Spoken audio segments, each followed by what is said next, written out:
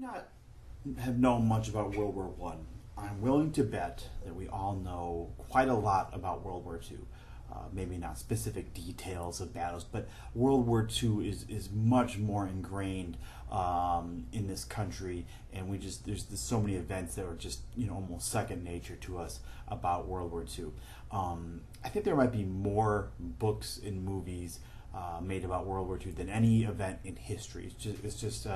An event that's just been widely written about and discussed ever since it ended. Of course, as we know, the U.S. was much more active in World War One. From the bombing of Pearl Harbor and D-Day to the dropping of the atomic bombs in Japan, the U.S. was just much more a part of this war, which is probably why we know more about it. So I can't really do a discussion of World War II any justice here in this short video, other than to just maybe summarize how we got there and where we went from there.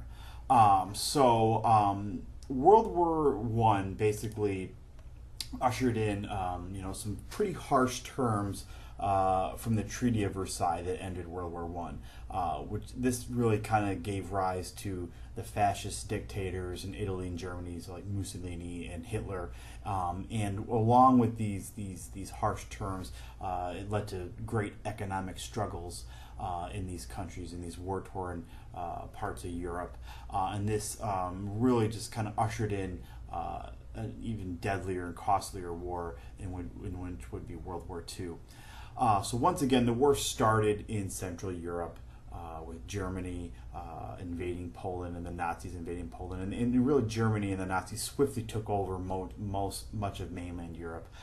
Once again, France always seems to be the center of all the fighting, and which of course including the infamous D-Day invasion of Normandy, and of course one of the probably more famous events of World War II was the December 7th, 1941 bombing of Pearl Harbor.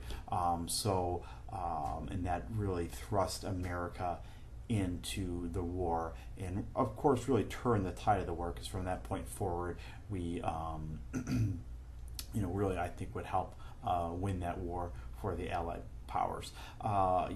Interesting to note, World War II really represents the idea of total war, the idea that all the major participants, through their entire economic, industrial, and scientific capabilities behind the war effort, really erasing the distinction between civilian and military resources.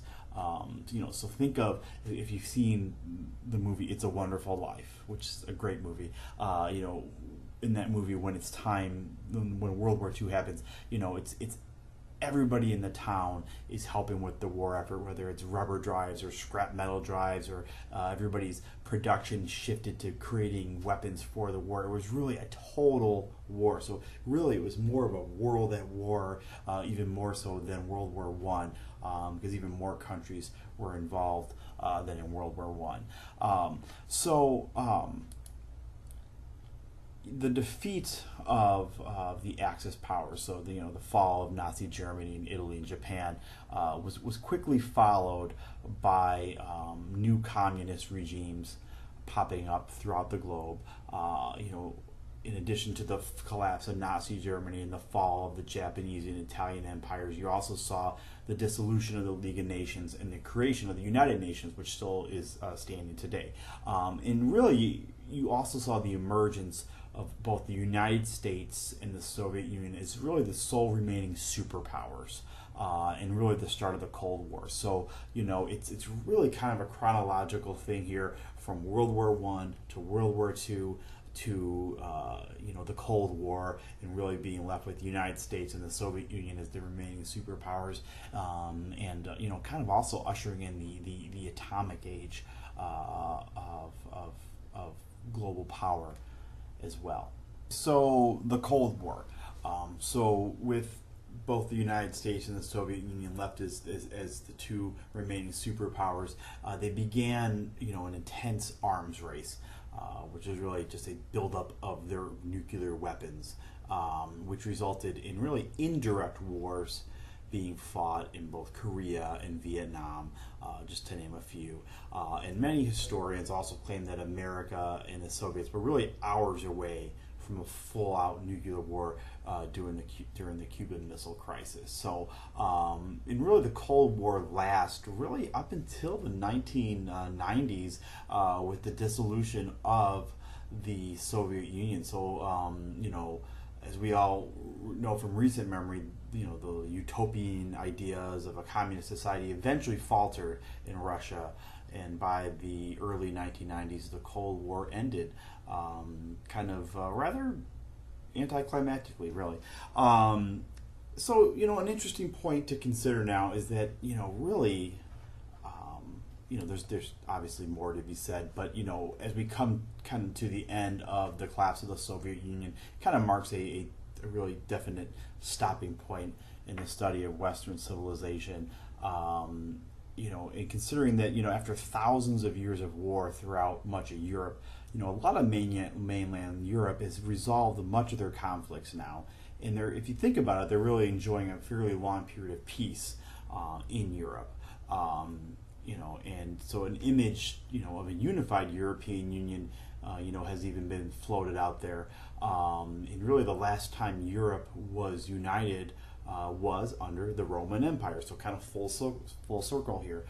So now we've kind of come to our end of our discussion, and of course, a few quick blurbs about the Cold War and World War II and World War I don't do those eras any justice, nor does quick blurbs about the Reformation or the Enlightenment. But really, what I'm hoping you guys have been able to see here is just really, the forest, the large picture here, how everything is really interconnected. You really couldn't have one thing happen without another thing happening, and each event really kind of built upon the last event, for better or for worse.